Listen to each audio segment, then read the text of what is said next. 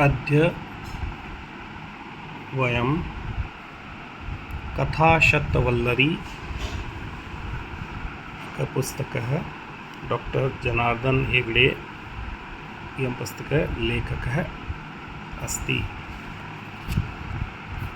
कथा कहानी शत सौ वल्लरी लता। 100 कहानियों की एक लता है, 100 कहानियों की एक कड़ी है, लता है। तो उसमें पहली कहानी है दिगभ्यः नमस्करणम। कश्चन आश्रमः, कोई आश्रम है। तत्र गुरुः प्रतिदिनं प्रातः उत्थाय 8 दिक्षु नमस्कारं करोति स्म। वहाँ पर गुरु प्रतिदिन प्रातः उठकर 8 दिशाओं में नमस्कार करते थे। कदाचित कश्चन शिष्यः तम उपसर्य अपृच्छत्। कभी किसी शिष्य ने उनका अनुसरण कर उनसे पूछा, आचार्यवर्यः प्रतिदिनं भवता 8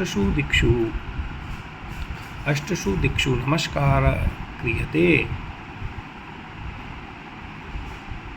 आचार्यवर, आप प्रतिदिन भवता आप 8 दिशाओं में नमस्कार करते हैं। किं भवान दिक्पालकान् नमस्करोति। क्या आप दिक्पालकों को नमस्कार करते हैं? दिक्पाल मतलब दिशाओं के जो पालन करने वाले हैं उनको नमस्कार करते हैं। तदा आचार्यः अवदत्, तब आचार्य बोले, दिक्पालकान् नमस्करोमि इति चिंतने अपि न दोषः। दिक्पालकों को मैं नमस्कार करता हूँ। नमस्करोमि, अहम नमस्करोमि, मैं नमस्कार करता हूँ। इति चिंतने अपि न दोषः, इसमें भी कोई दोष नहीं है। वस्तुतः मम नमस्करणस्य, वस्तुतः मम मेरा नमस्करणस्य नमस्कार करने का उद्देश्य अन्य एव, दूसरा उद्देश्य है। आचार्यवर्येण उक्तम, आचार्य ने कह उद्देश्य से है। वह उद्देश्य क्या है? आचार्येण अपृच्छत् शिष्य ने आश्चर्य से पूछा। आचार्येण उक्तम एकैकं तत्वं संकेतयति। एक दिशा एक तत्व को संकेत करती है। तन्नाम, इसका मतलब एतत् जगत प्रति यो अस्मान् आनीतवन्तो तो संकेतयति पूर्वादिक। इस जगत में एतत् जगत प्रति, इस जगत में यो जो अस्मान् आनीतवन्तो हमको लेके आए हैं, तो वे उनको संकेत करती है। पूर्व दिशा मतलब माता पिता को संकेत करती है। जीव ने पत्नी पुत्रादय ये प्राप्यन्ते तान संकेतयति पश्चिम दिक। पश्चिम दिशा जीवन में पति और पत्नी और पुत्र आदि जिनसे हमें प्राप्त हुए हैं उनको ये पश्चिम दिशा संकेत करती है। उत्पत्ति कारणाय आश्रय स्थानाय च नमस्कारः समर्पयते मया। उत्पत्ति माता पिता से उत्पन्न होने के कारण और पत्नी और पुत्र से आश्रय प्राप्त करने के कारण उनको मैं नमस्कार करता हूँ। दक्षिणोत्तर दिशो किम तत्वं संकेतयतः शिष्य पृच्छत्। दक्षिण और उत्तर दिशा क्या संकेत करती है? शिष्य ने पूछा। दक्षिणादिक बोधकम आचार्यम, दक्षिण दिशा आचार्यों का बोध कराती है, याद दिलाती है। उत्तरादिक सुहृद बांधवादिना च संकेतयति, और उत्तर दिशा हमारे जो मित्र होते हैं, हमारे जो फ्रेंड्स होते हैं, हमारे जो मित्र होते हैं उनकी याद दिलाती है। ऊर्ध्वदिक अधोदिक च कम तत्व विशेषम स्मारयति। ऊपर और नीचे, आकाश और नीचे की तरफ हमें पृथ्वी हमें क्या संकेत देती है? ऊपर और नीचे की दिशा में क्या संकेत देती है? भूमि ही अधोभागे तिष्ठति, भूमि नीचे की तरफ है। अस्मत् सेवायां सहायतां च ये कुर्वन्ति तान् संकेतयति अधोदिक। हमारी जो सहायता और सेवा करते हैं उनको संकेत दिलाती है ये पृथ्वी।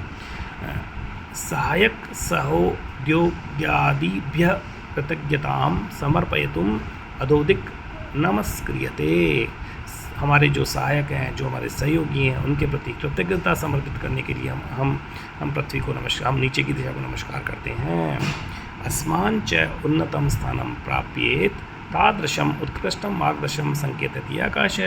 अस्मान् यह उन्नतम स्थानं प्राप्येत, हम जो ये ऊपर जो प्रगति करते हैं, तादृशम उत्कृष्टम मार्गदर्शम, उसके जैसा मार्गदर्शन, उसका जो उत्कृष्ट मार्गदर्शक को संकेत करती है आकाश। तत्वस्य स्मारकम अपि अस्ति स एव, और जो हमारी आत्म तत्व है उसका भी हमारे को याद दिलाती है।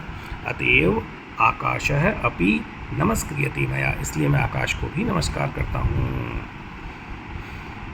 अंधश्रद्धा दिक्पालान नमस्करोति भवान इति चिंतनम आसीत मया, मैं तो सोचता था कि आप तो अंधविश्वास से इन दिक्पालों को नमस्कार करते हैं।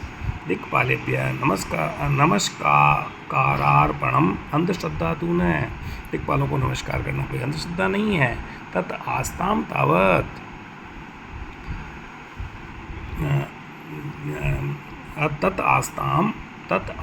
तावत दिक्पालों को नमस्कार करना अंधश्रद्धा नहीं है। येभ्य उपकारः प्राप्यते तेभ्य कृतज्ञता समर्पणाय मया प्रतिदिनं नमस्कारं क्रियते। येभ्य उपकारः प्राप्यते, जिनसे मुझे उपकार, येभ्य जिन्होंने हमें उपकार किया उनके प्रति कृतज्ञता समर्पण करने के लिए मैं प्रतिदिन उनको नमस्कार करता हूँ। तादृशं कृतज्ञता समर्पणम अस्माकम आद्यम कर्तव्यम ननु, क्या इस तरह की कृतज्ञता समर्पित करना हमारा कर्तव्य नहीं है। दिगभ्य नमस्कारणार्पणम एव विशिष्टेन उद्देश्येन भवति इति अद्य मया ज्ञातम, दिगभ्य दिशाओं को नमस्कार करने का भी विशिष्ट उद्देश्य हो सकता है, यह आज मुझे पता पड़ा। इतः परम अहमपि दिशा नमस्करिष्यामि, इसके बाद आज के बाद मैं भी सभी दिशाओं को नमस्कार करूँगा। इति अवदत् शिष्य ने ऐसा बोला। ये हमारी पहली कथा पूर्ण हुई, इसका नाम था दिगभ्य नमस्करणम। इस तरह से अपन एक एक कथा को रोज पढ़ेंगे। ये 100 कथा की एक कड़ी है।